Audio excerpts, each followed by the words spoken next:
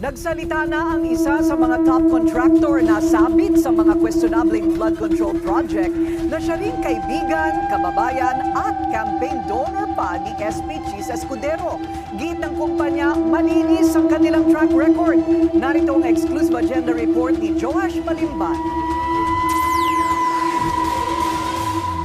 Official statement na ang Centerways Construction and Development Incorporated, ang kumpanyang pagmamayari ni Lawrence Chino Lubiano, na natuklasang isa sa mga campaign donor ni SP Cheese Escudero noong 2022 senatorial elections.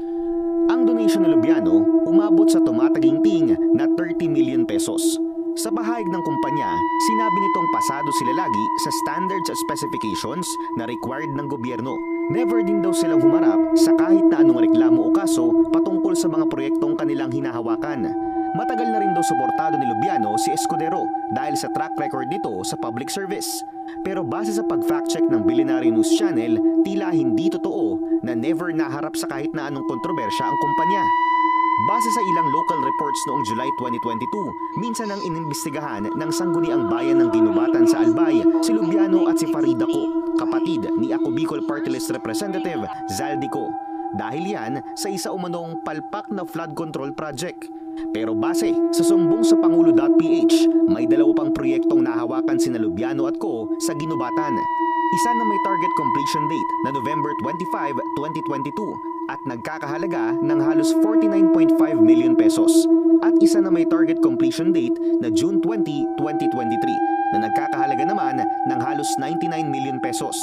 Sa kabuuan, mayroong mahigit 80 flood control projects na awarded sa Centerways Construction and Development Incorporated at may pinagsama-samang halaga na 5.1 billion pesos.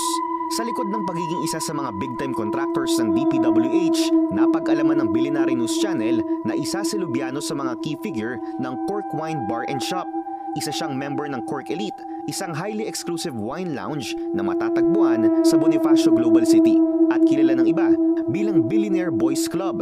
Nauna nang sinabi ni veteran election lawyer Romulo Macalintal na posibleng maharap sa election offense si SP Cheese dahil sa pagtanggap ng donasyon sa isang kontraktor na may existing contract sa pamahalaan nang tumakbo siya sa pagkasenador. Ayon naman sa COMELEC, nasa proseso pa sila ng pag-e-evaluate ng mga isinumiteng statement of contributions and expenditures. Pero sakaling may makita raw silang paglabag sa campaign finances, posibleng magsagawa ng sariling investigasyon ng poll body.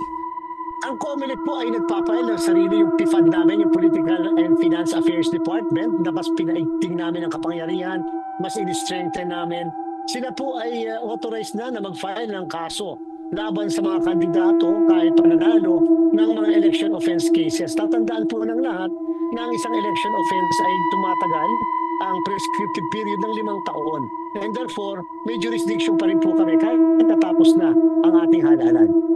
Sakaling mapatunayan na may paglabag sa campaign finance regulations ng COMELEC, maaaring humarap ang isang kandidato sa isang election offense na may parusang 1 hanggang 6 na taong pagkakakulong.